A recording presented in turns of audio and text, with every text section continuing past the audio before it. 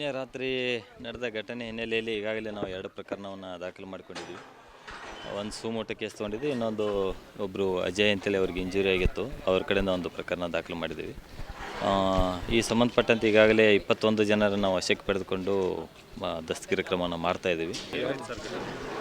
ಘಟನೆ ಇದು ಈ ಒಂದು ರಾಮ್ ರಹೀಮ್ ನಗರ್ ಅಂತೇಳಿ ಈ ಒಂದು ಏರಿಯಾದಲ್ಲಿ ಪ್ರೊಸೆಷನ್ ಮೊದಲಿಂದ ಬರ್ತದೆ. ಸೊ ಈ ಮಸೀದಿ ಇತ್ತೀಚೆಗೆ ಆಗಿದೆ ಅಂತೇಳಿ ಹೇಳ್ತಾರೆ. ಸೊ ಈ ಒಂದು ಮಸೀದಿ ದಾಟಿ ಒಂದು 50 ಮೀಟ್ರ್ ದೂರ ಮುಂದೆ ಹೋದಾಗ ಪಕ್ಕದ ಒಂದು ಏರಿಯಾದಿಂದ ಏಕಾಏಕಿ ಕಲ್ಲುಗಳು ಬಂತು ಅಂತೇಳಿ ಪ್ರೊಸೆಷನಲ್ಲಿ ಇದ್ದವರು ಸಹಿತ ಅಬ್ಜೆಕ್ಟ್ ಮಾಡಿ ನಿಂತ್ಕೊಂಡಿದ್ದಾರೆ. ಆ ಒಂದು ಸಂದರ್ಭದಲ್ಲಿ 2 ಕಡೆಯಿಂದ ಸ್ವಲ್ಪ ಕಲ್ಲು ತೂರಾಟ ಆಗಿದೆ. ನಮ್ಮ 3 ಜನ PSIಗಳು ಮತ್ತು 8-10 ಜನ ನಮ್ಮ ಸಿಬ್ಬಂದಿಗಳಿದ್ದರು. ಅವರು ಕೂಡಲೇ ಅವರನ್ನು ಡಿಸ್ಪರ್ಸ್ ಮಾಡಿಸಿ ಪರಿಸ್ಥಿತಿ ತಿಳಿಗೊಳಿಸಿದ್ದಾರೆ.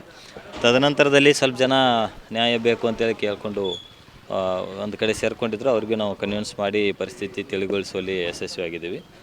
ಹೆಚ್ಚಿನ ಸಿಬ್ಬಂದಿಗಳನ್ನು ನಾವು ಈಗಾಗಲೇ ಹೊರಗಿಂದ ಜಿಲ್ಲೆಯಿಂದಲೂ ಕೆಲವು ಸಿಬ್ಬಂದಿಗಳು ಅಧಿಕಾರಿಗಳು ಬಂದಿದ್ದಾರೆ. 6 KSRPಗಳನ್ನು ಸಹಿತ ನಾವು ನಿಯೋಜನೆ ಮಾಡಿದ್ದೀವಿ. ಒಟ್ಟಾರೆಯಾಗಿ ಪರಿಸ್ಥಿತಿಯನ್ನು ನಾವು ಹತೋಟಿಯಲ್ಲಿ ತೆಗೆದುಕೊಂಡಿದ್ದೀವಿ.